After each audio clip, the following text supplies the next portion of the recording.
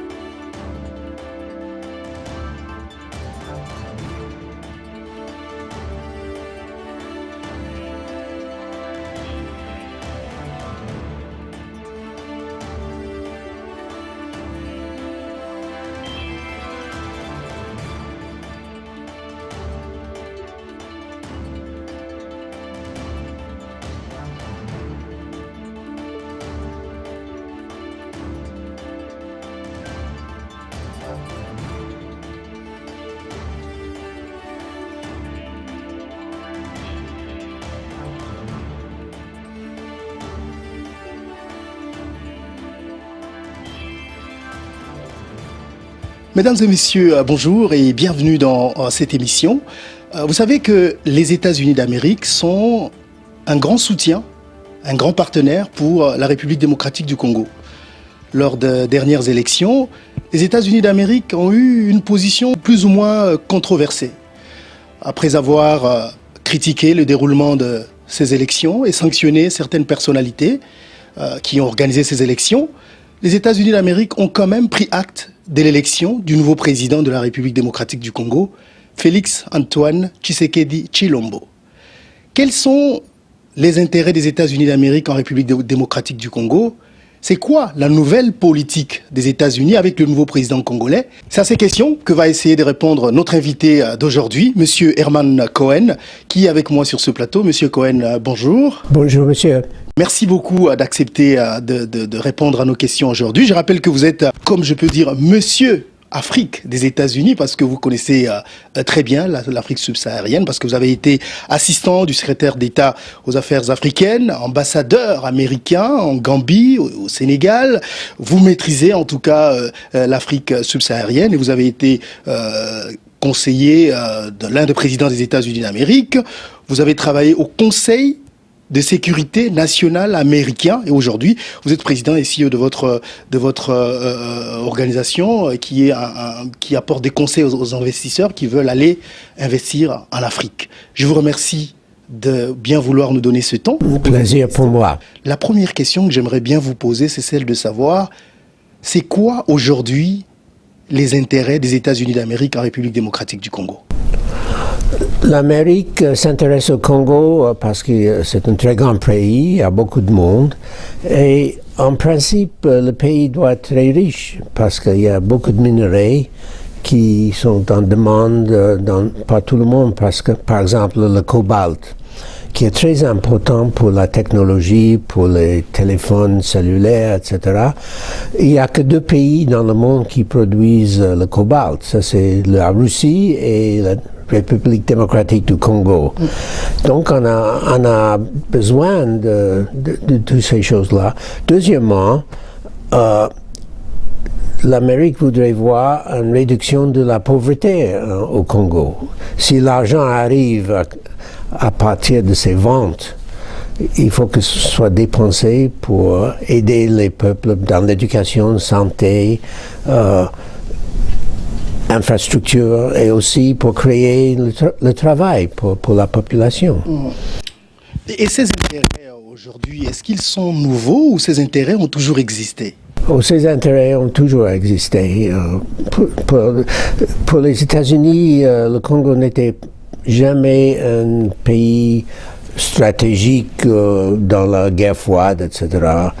Sauf une fois, pendant la Deuxième Guerre mondiale, c'est très intéressant, président Roosevelt a décidé de faire la première bombe nucléaire. pour faire la guerre contre l'Allemagne et le Japon. Et on a besoin de l'uranium. Et le seul endroit qui avait l'oxyde de l'uranium, c'était le Congo. Et nous avons acheté ça juste après le déclenchement de la guerre. Et nous avons envoyé des soldats à Kamina pour protéger les mines. Donc, le Congo a joué un grand rôle dans notre victoire dans la Deuxième Guerre mondiale. Mais depuis, les problèmes stratégiques n'intéressaient pas les États-Unis en ce qui concerne le Congo. Et maintenant, vous pensez que c'est le moment pour les États-Unis de s'intéresser au Congo comme un pays qui a des ressources stratégiques? Bien sûr, comme j'ai dit, il y a le cobalt qui est très important. Il y a aussi un minerai qui s'appelle coltan. Chaque téléphone portable dans le monde a ce minerai-là, le coltan. Ça veut dire columbine tantalum. Ça vient de l'Est du Congo. Ouais. Est-ce que ce n'est pas une peur aujourd'hui de voir que la Chine et la Russie s'intéressent de plus en plus au Congo et que les États-Unis veulent renforcer sa présence en République démocratique du Congo? Je crois qu'on ne voit pas la Chine et la Russie comme des ennemis au Congo. Mais ils sont quand même concurrents. Ils sont concurrents. Le conseiller auprès du président Trump pour les affaires de sécurité, M. John Bolton, ambassadeur Bolton, que je connais très bien, il a fait un discours il y a 2 mois sur notre politique envers l'Afrique. Pas seulement le Congo, mais envers l'Afrique. Et il a dit que les Chinois sont en train de faire des choses en Afrique qui sont pas bonnes. Ils font de l'infrastructure avec des prêts et les Africains s'endettent beaucoup et ils deviennent des prisonniers des banques chinoises, etc. Donc il dit il faut concurrencer les Chinois avec notre secteur privé. Nous allons, le gouvernement américain va encourager le secteur privé américain d'aller là-bas, investir pour concurrencer les Chinois. Est-ce que je peux comprendre par là, M. Cohen, parce que vous connaissez bien les États-Unis, vous connaissez la stratégie sûrement des États-Unis par rapport aux pays africains, et le sous-secrétaire d'État, quand il recevait le président Tshisekedi ici aux États-Unis d'Amérique, cette année, c'est l'année de la République démocratique du Congo. Pour vous, qu'est-ce que cette phrase voulait dire exactement? C'est-à-dire que le pays en Afrique avec le plus grand potentiel, c'est le Congo. Et en général, l'Afrique, c'est pas nouveau, est derrière les autres continents, surtout Sud-Est asiatique, Amérique latine.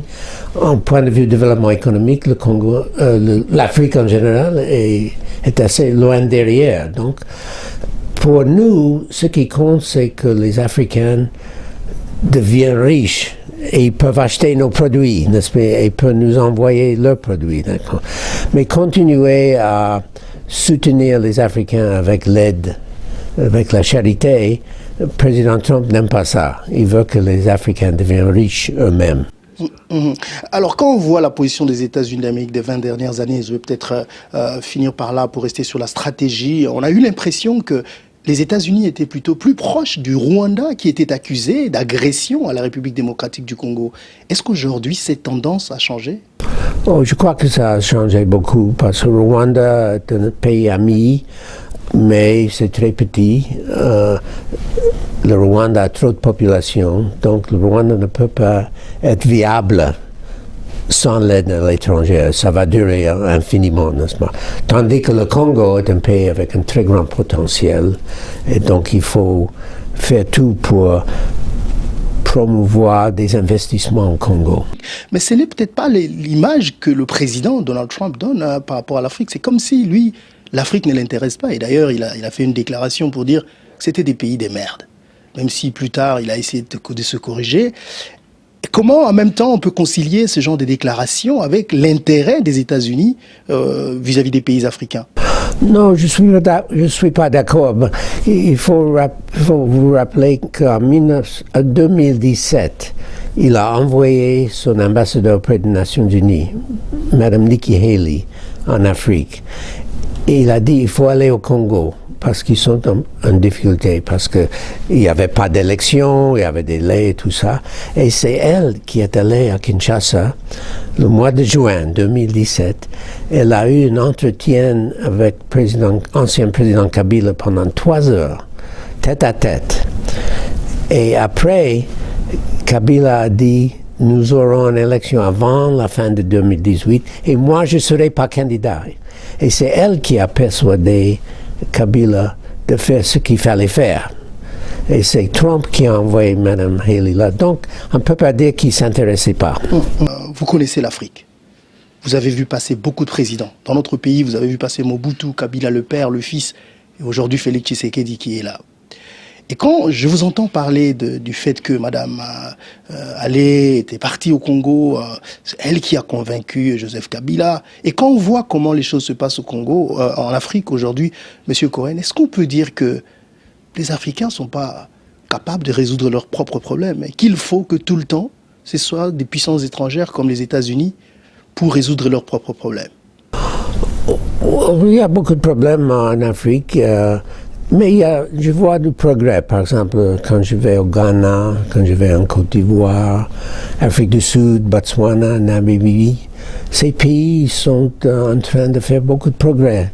Ils ont la bonne gouvernance, l'argent qu'ils gagnent vont dans la trésor, n'est-ce pas?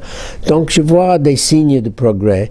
Le problème dans beaucoup d'autres pays, je crois qu'il faut le dire, franchement, c'est la corruption. J'ai rencontré un Congolais récemment, il était en retraite de la Banque centrale, je ne vais pas le nommer, Okay. Et j'ai dit, est-ce que vous touchez votre retraite? Il dit, non, c'est impossible. Il dit, quand j'ai pris ma retraite, le gouverneur m'a donné un grand paquet que j'ai investi, et ça, c'est ma pension.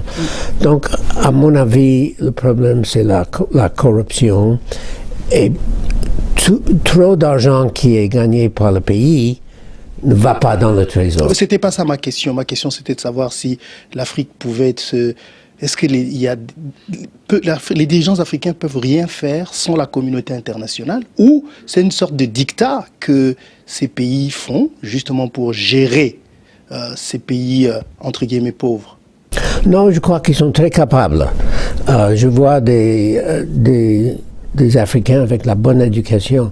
Vous savez, ici aux États-Unis, il y a 10 000 médecins nigériens qui travaillent ici comme médecins.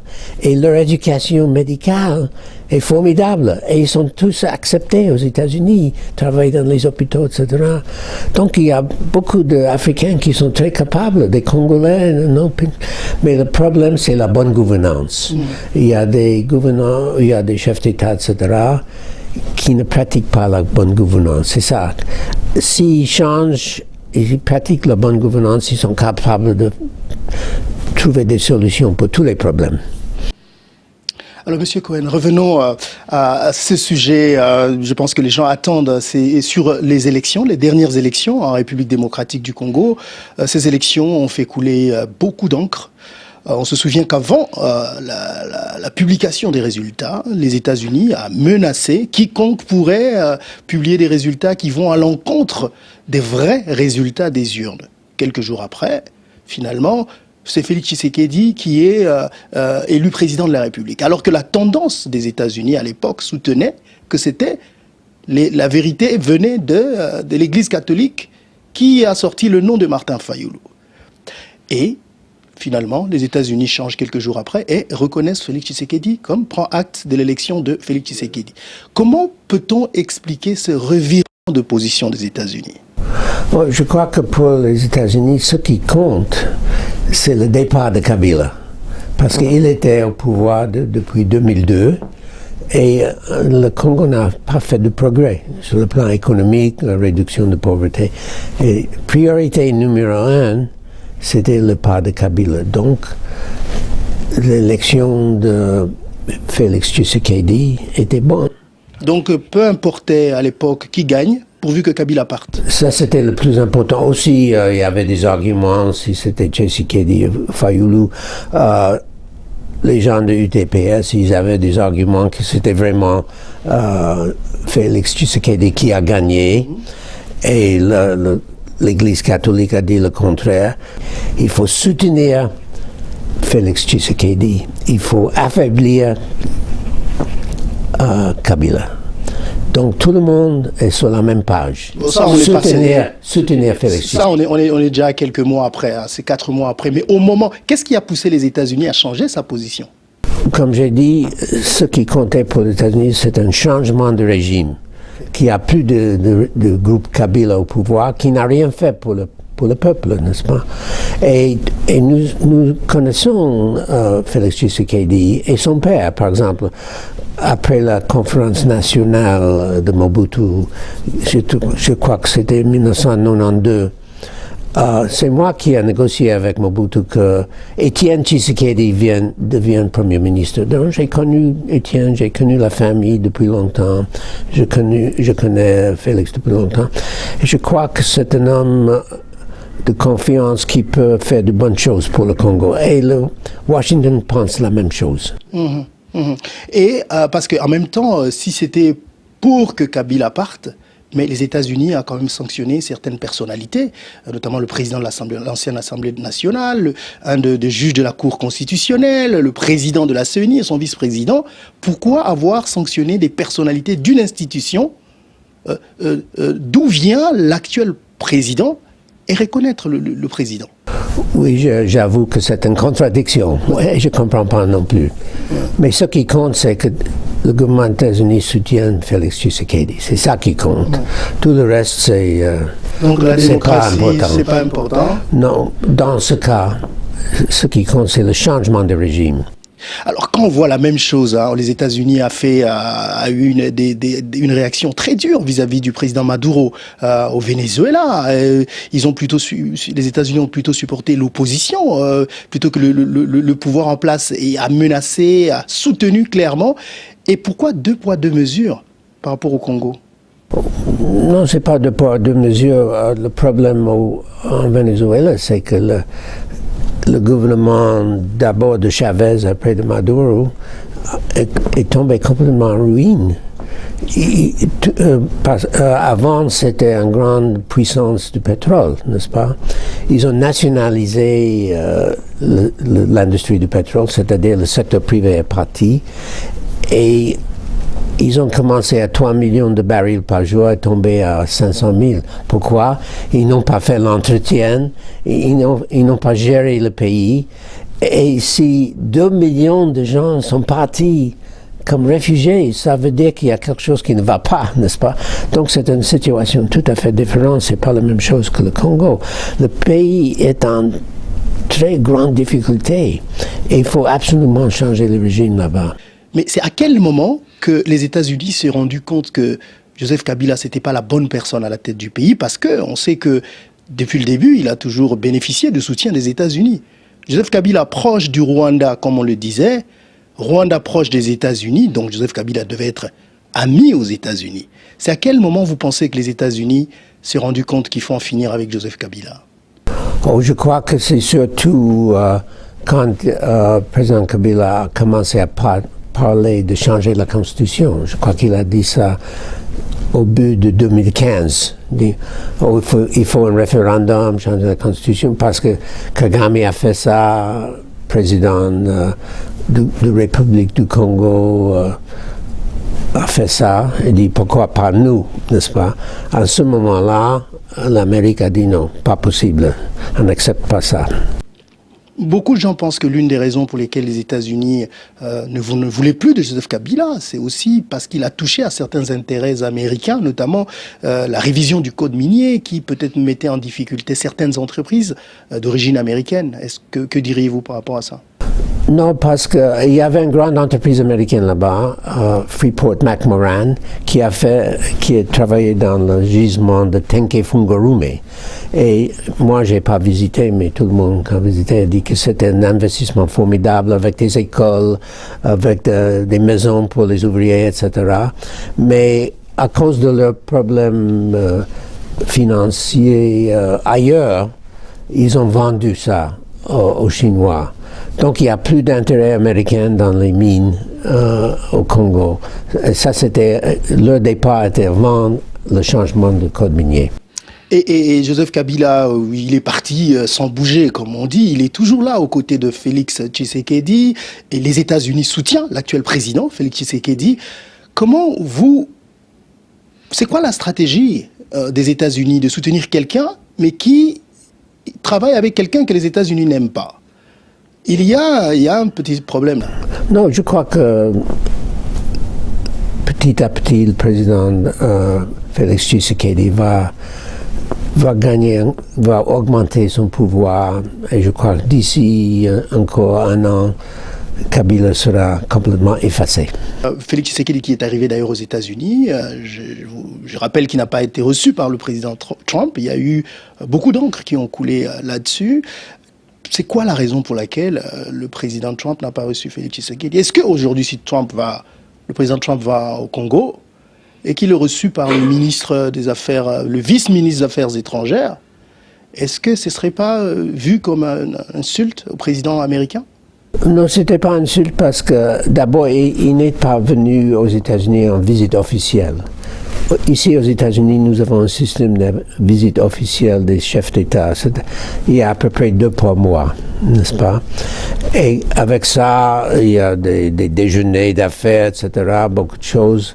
Mais quand un chef d'État vient ici sans invitation, il est le bienvenu, n'est-ce pas? Et ça dépend de l'emploi du temps. Et au moment de la présence du président Tshisekedi ici, le président Trump était très, très occupé avec cette histoire de mur contre le Mexique, n'est-ce pas? Il voyageait sur la frontière, etc. Donc, il n'avait pas le temps. Donc, ce n'était pas une insulte. Et il a été reçu à la Maison-Blanche quand même par M. Bolton. Donc, il ne faut pas compter ça comme... Je disais juste si c'était l'inverse. Est-ce que ce serait vu de la même façon? Ça dépend du cas, mais on ne peut pas comparer. On peut pas comparer. Président Trump ne voyage pas comme ça sans invitation. Il ne voyage jamais dans un pays comme ça pour visiter tout seul, n'est-ce pas? J'ai jamais vu ça, un président des États-Unis qui voyage sans invitation. Alors, le nouveau président congolais, Félix Tshisekedi, on sent dans ce qu'il fait, dans ce qu'il veut faire, il est en train de donner un signal de changement, notamment dans le droit de l'homme. Il laisse les opposants s'exprimer librement. Quel est, selon vous, ce qui va l'empêcher de faire ce qu'il doit faire? Beaucoup de gens pensent que c'est Joseph Kabila. Je crois qu'il va petit à petit devenir beaucoup plus fort dans son pouvoir. Et c'est surtout, à mon avis, le contrôle des revenus. Kabila avait son homme comme secrétaire général de la GECAMINE. Et il y avait un minimum de 70% de l'argent de la GECAMINE qui n'arrivait pas au trésor. Et cet argent a été distribué dans les rangs des kabylistes, n'est-ce pas? Je crois que dès que le président Tshisekedi prend contrôle, et je crois que le nouveau Premier ministre, ce sera priorité numéro 1, l'argent va passer dans la Banque centrale et donc ce sera possible de faire ce que Kabila n'a jamais fait, c'est-à-dire l'infrastructure, santé, agriculture, etc., éducation pour le peuple. Vous allez voir, d'ici un an, ce sera tout à fait différent. Vous avez dit tout à l'heure que vous connaissez bien la famille Tshisekedi, et si je vous posais la question de savoir, c'est quoi les atouts, selon vous, de Félix Tshisekedi? Est-ce qu'il est capable de déboulonner, comme il avait dit, le système de Kabila? Je crois, parce qu'il est très honnête, à mon avis. Il pense à faire de bonnes choses pour le peuple. Et je crois qu'il est très sincère. Je ne crois pas qu'il regarde la position du président pour s'enrichir, etc. Et vous vous rappelez que son père était le seul à tenir tête à Mobutu, n'est-ce pas? Mobutu l'a mis en prison, etc. Donc la famille est patriotique pour le Congo et pas pour la famille. Mais en même temps, il y a, je pense, pour quelqu'un qui gêne aux côtés de Félix Tshisekedi, c'est Joseph Kabila. Comment les États-Unis comptent, je ne parlerai pas de s'en débarrasser, mais les séparer? Non, l'Amérique va soutenir Félix Tshisekedi, et c'est Félix Tshisekedi qui va faire le nécessaire. Comment ça? On va l'aider avec chercher des investissements, avec l'aide de la Banque mondiale, etc. Et tout de suite, parlant des investissements, tout de suite quand il est rentré au pays, l'ambassadeur du Congo, des États-Unis au Congo l'a soutenu. Il a accompagné aux États-Unis d'Amérique. Il a rencontré des investisseurs américains. Et aussitôt rentré au pays, l'ambassadeur de la RDC a fait une déclaration pour dire les investisseurs américains ne viendraient pas tant qu'il n'y aura pas de... Parce que la corruption continue en République démocratique du Congo. Comment vous pourriez expliquer ces changements de position? Ça c'est son avis. Je suis sûr que la corruption qui a existé pendant le gouvernement de Kabila ne disparaisse pas tout de suite. Il faut petit à petit que le président trouve des moyens. Et comme j'ai dit tout à l'heure, il faut contrôler le GECAMIN, qui est la source de la plus grande pourcentage de revenus. Et être sûr que l'argent de la GECAMIN va dans le trésor de la Banque centrale. Il n'est pas encore arrivé à faire ça, mais ça va pas tarder, à mon avis. Et nous savons qu'aujourd'hui, l'armée se trouve entre les mains de Joseph Kabila. Et beaucoup pensent que le passage du président Tshisekedi ici, c'était aussi pour demander aux États-Unis d'Amérique de le sécuriser. Est-ce que vous pouvez confirmer ça? Non, je ne peux pas confirmer, je ne suis pas au courant de ça, mais je ne suis pas d'accord. Je crois que l'armée du Congo est loyale au président et pas au Kabila. Je vous assure que s'il a besoin, l'armée est pour Félix Tshisekedi. L'armée est pour le chef. Oui, mais bon, Le chef des États, des armées, c'est le président. Les généraux ne vont pas dire non, c'est pas notre chef, c'est Kabila. C'est ridicule ça. Vous savez vous savez mieux que moi d'ailleurs, comment les armées fonctionnent en Afrique. Je suis pas d'accord. Je connais des gens qui ont rencontré ces gens-là. Ils sont pas payés. Ils demandent l'argent. Je crois que Félix Tshisekedi va établir un système où l'armée sera bien payée. Ils vont à la banque tous les mois avec leur machine, leur carte. Ils vont tirer l'argent. Ça n'existait pas chez Kabila. Chez Kabila, l'armée n'était pas payée. Ils ne peuvent pas être loyaux à Kabila. Ils sont loyaux à Félix. Un nouveau Premier ministre qui vient d'arriver, un Premier ministre qui n'est pas un inconnu. Il a travaillé depuis l'époque de Mobutu, Monsieur Sylvestre Ilunga. Il a travaillé il a été vice-ministre plusieurs fois. Et aujourd'hui, il est nommé Premier ministre. Le choix de Joseph Kabila. Ça gêne quand même les États-Unis, ce monsieur? Je ne sais pas, je ne sais pas, mais à mon avis, il a l'expérience nécessaire, il connaît comment marche le gouvernement, et j'ai confiance qu'il va faire ce qu'il faut faire. Il ne va pas travailler pour Kabila, il va travailler pour Félix Tshisekedi. C'est Kabila qui l'a choisi, il ne peut pas travailler. Mais c'est Tshisekedi qui l'a nommé. Et il nomme pas quelqu'un qui n'aimait pas, n'est-ce pas? Donc, s'il l'a nommé, c'est-à-dire il a confiance en lui. Et que vous pensez qu'il va plus servir à Félix Tshisekedi que Joseph Kabila? Oh, tout à fait, tout à fait. Qu'est-ce qui vous le fait dire? Parce que c'est un homme d'expérience. Il sait qu'il faut travailler pour le chef d'État et pas pour quelqu'un qui n'est plus chef d'État. C'est pas un idiot. Moïse Katumbi est rentré au pays. On a l'impression que Moïse Katumbi se trouve dans une position comme celle des États-Unis, qui aime Félix Tshisekedi, mais il y a quelqu'un qui gêne Joseph Kabila. Quel rôle pensez-vous que Moïse Katumbi va jouer dans ce nouveau régime? Moi, j'ai vu Moïse Katumbi et Félix Tshisekedi avant l'élection. Ils étaient très proches et ils ont dit que nous devons travailler ensemble. C'était une surprise pour moi que pendant la conférence de Genève que Moïse Katumbi a soutenu Fayulu. Je ne comprenais pas pourquoi, mais il paraît que maintenant ils se sont réunis. Le président Tshisekedi a envoyé un passeport pour lui, l'a invité à retourner, et donc et il a effacé les condamnations qu'il a eues sous Kabila. Donc j'ai l'impression qu'ils vont travailler ensemble. Mais comment ils vont travailler ensemble avec Joseph Kabila? Non, il va travailler ensemble avec Félix Tshisekedi. Mais Félix Tshisekedi travaille avec Joseph Kabila. Oui, mais comme j'ai dit tout à l'heure, petit à petit, ils vont se séparer. Revenez me voir dans un an, vous allez voir que Kabila sera tout à fait effacé. Dans un an, Kabila sera tout à fait effacé. Ben, vous êtes quelqu'un de l'expérience, vous connaissez mieux l'Afrique que moi.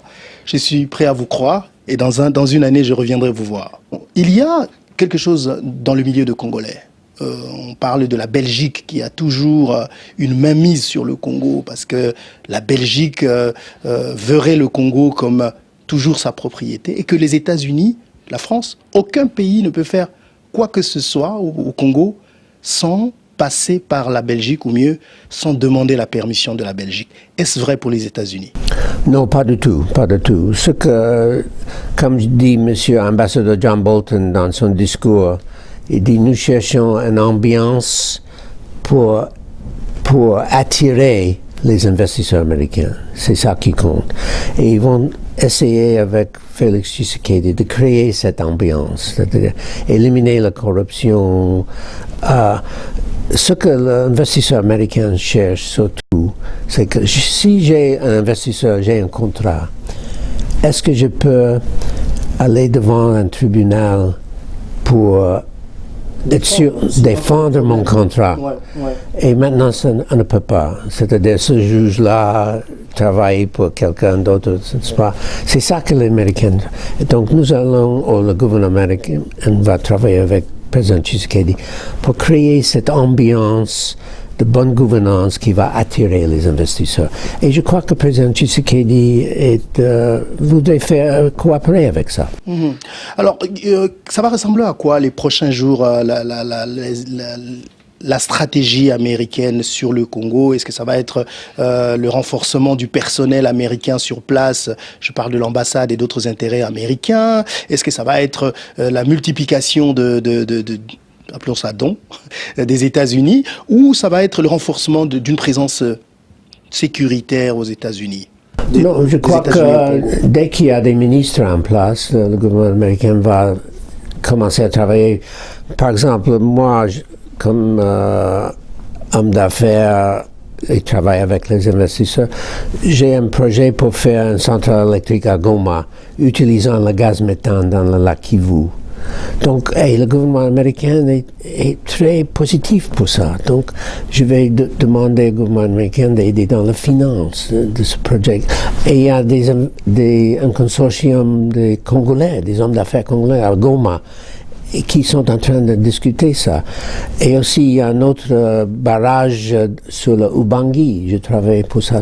Donc, moi, je ne suis pas seul. Il y a des autres. Il y a aussi une société qui voudrait faire un système de contrôler l'argent, c'est-à-dire pour donner la possibilité pour le gouvernement, pour le directeur de la Banque centrale, de voir où est l'argent qui sort, où est l'argent qui entre. Donc, il faut moderniser, n'est-ce pas? Donc, c'est dans ces choses-là que vous allez voir le gouvernement des États-Unis en train d'aider.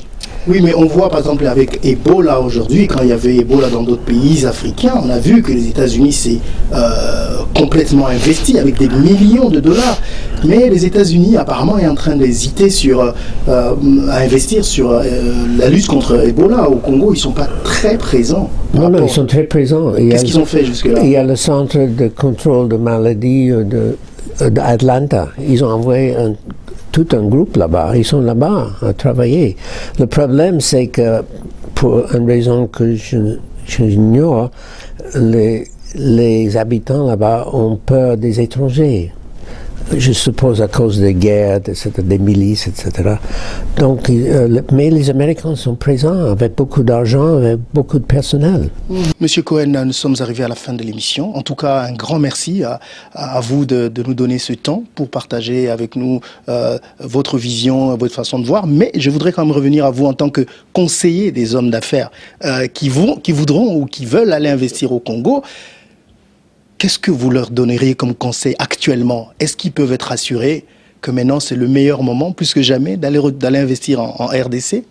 Je crois que c'est un bon moment parce que le président Tshisekedi est en train de chercher un moyen d'éliminer les problèmes. C'est-à-dire, comme j'ai dit, pour les contrats, pour la corruption. Et il y avait une très bonne expérience avec cette société de mines, Freeport-McMoRan à Tenke-Fungurume, et ils étaient très contents là-bas. Et ils étaient bien traités par le gouvernement de Kabila. Mais c'était pas vrai pour tout. Mais je crois que petit à petit, l'ambiance sera améliorée. Qu'est-ce qui vous rend si optimiste par rapport à l'avenir du Congo?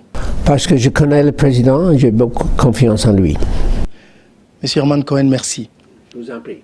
9, 8, 7, 6, 5, 4, 3, 2, 1.